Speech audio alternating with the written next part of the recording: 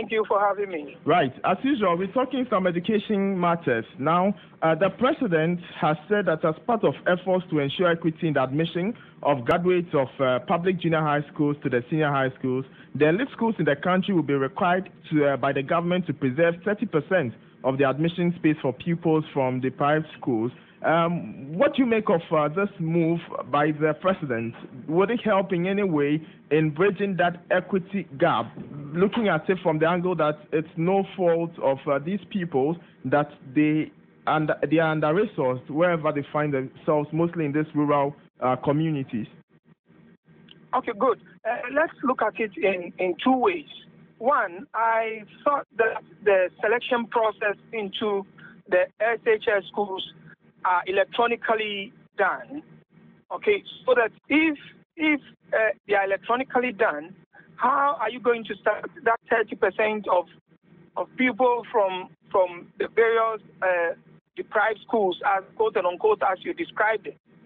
Okay, and also I thought the other side of it is that how do we ensure fairness? Because if we say entry, there must be equal access to all. Why do you want to deprive somebody who qualify in order to make who you describe as coming from underprivileged environment? This straight away gives us the impression that secondary schools across board are not doing what we should equally be doing in order to give equal opportunity to students in all schools across board. Why am I saying this? Why am I saying this? I'm saying so because if secondary schools in the country are using the same curriculum and all have qualified teachers of the same qualification teaching in various schools, why do we want to describe some as unfortunate? You see, so that again poses a problem to us, which has to be looked at holistically. Right, right. So thank you very much for pointing out some of these problems to us. If we're able to do away or overcome these challenges, do you think, first of all, that as you said, before you get into senior high school, you have to meet a certain mark? And so bending the rules, is it going to, in a way, affect the output of the elite schools, as we put it? Because ordinarily, the elite schools do well in the WASSCE or at the end of their 3 or 4 year program. Would this in any way affect the quality that the school receives as final year students? You see, the thing again, let me step back again to the first analysis that I made. All right. If we give 30% students access to the so-called elite schools, it means that we're going to disadvantage the other 70 because they equally qualify to be in senior high school. So do we disadvantage the majority and advantage the minority? I mean, how are we looking at? I mean, you're looking at educational commons and put all those who qualify into SHS on the same platform. Okay, so we have to look at that again. And I mean, I would rather suggest that where we feel that those schools, those other secondary schools fall short, we should put in maximum effort to bring them to the required standards so that they will perform equally better like those of their friends in the so-called elite schools. Right. Thank you very much. The other thing has also got to do with the WASSCE results that was released by WAEC this week. Now, reports suggest that there are slight improvements in 2 core subjects, that's mathematics and English language, while there's some decline, a slight decline in integrated science and social studies. But in a whole, comparing to last year, what do you make of the performance of the students? Okay, I think from the statistics that we read in the papers, it means that we have more students entering into the exams this year than in last year, which is good, because that's where we want to see our country heading towards, meaning that we have more people accessing education. And also, per the statistics, we have more students doing well this year than they did in last year, with a level of malpractice decreasing, which means that on the whole, we're making a headway.